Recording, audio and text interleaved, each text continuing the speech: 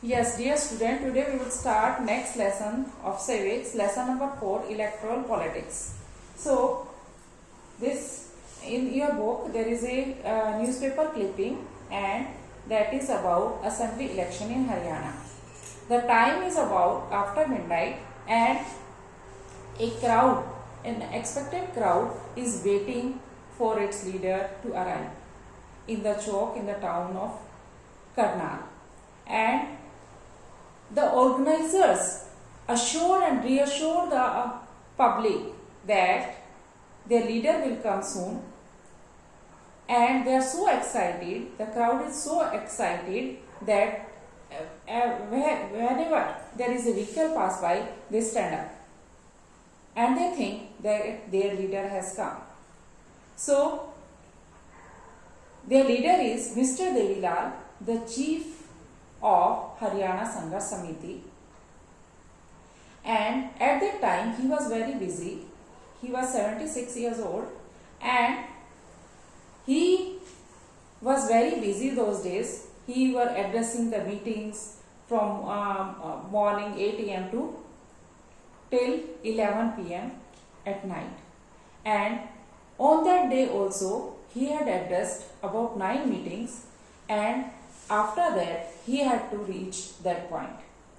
So he was busy and he was campaigning for the election for last 23 months. For the last 23 months this was his schedule. And this newspaper clipping is about the Haryana State Assembly election in 1987. The government that was in power at that time was Congress. The ruling party was Congress, and it was ruling since 1982. 1982 से जो Congress party थी वो वहाँ पे शासन कर रही थी हरियाणा में, और at this time in 1987 elections were to be held and the leaders were campaigning. So Devilal made a new party, Lokdal, and he also led a movement called Nyay Yudh. Then he formed a new party, Lokdal, and then he joined the other opposition parties and make a front to fight the Congress so that they can defeat the Congress party. So they fought against the Congress, and at that time Mr. Devilal made a promise to the public that if his party won the election, then his government would waive the loans of small farmers, small businessmen and agriculture laborers. So at that time the public was unhappy from the ruling party, from the existing party or the Congress party. So Mr. Devilal's promise was very attractive for them, and when the elections were held, they voted for the Lokdal and its allied powers. And Lokdal and its allied parties won about 76 seats out of 90. Lokdal alone won 60 seats. So they got the majority. Then the after the declaration, after the announcement of results, the sitting chief minister has to resign, and the newly elected MLAs elected Mr. Devilal as their leader. Then the governor told Mr. Devilal to form the government, and he became the chief minister. After becoming the chief minister, his government's first action was that his government waived the loans of small farmers, agriculture laborers and small businessmen.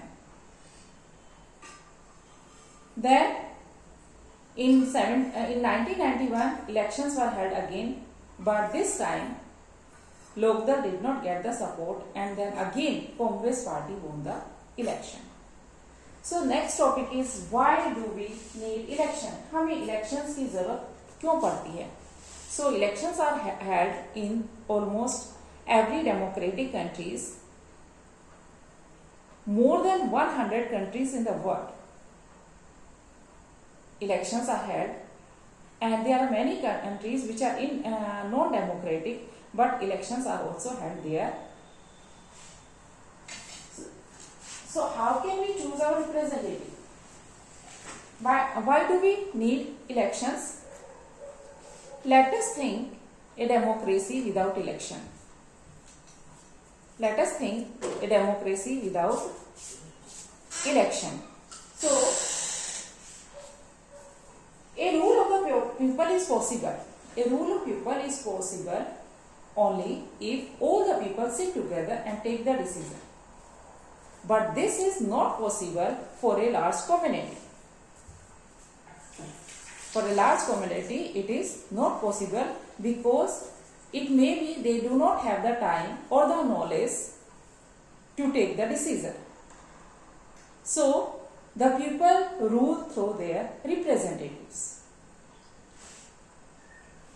Is there a democratic way of electing representatives without election? क्या election के बिना भी कोई ऐसा तरीका है कि हम अपने रिप्रेजेंटेटिव चुन सकते हैं?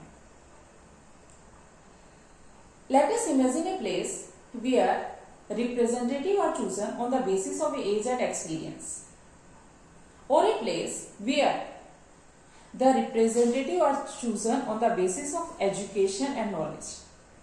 Then we will have to find out who is more educated, who has more knowledge.